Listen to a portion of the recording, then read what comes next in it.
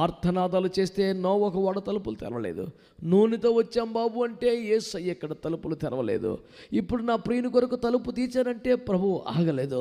నువ్వు నిర్లక్ష్యం చేస్తే, దేవునికి లోబడకపోతే, భయపడకపోతే, నచ్చినట్టుగా మాట్లాడుతూ ఉంటే ఇవే తెలివి తేటల రేపొద్దున పనిచేయవు. నిమిషములో రెప్పపాటులో మార్పు నుండి సిద్ధపాటు నీకు ఉండాలా. మేఘం ఎక్కే సిద్ధపాటు ఉండాలా. దైవికంగా కొడిపోబడే బలము నీకు ఉండాలా.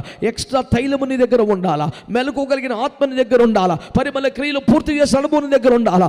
రాజు ఎదుటికి వెళ్ళే కన్య కొరకు సిద్ధపడ్డ కన్యక ఆరాటము నీకు ఉండాలి. ఎక్కడ తేడా వచ్చిన ప్రమాదమే. సరదా చేయదు.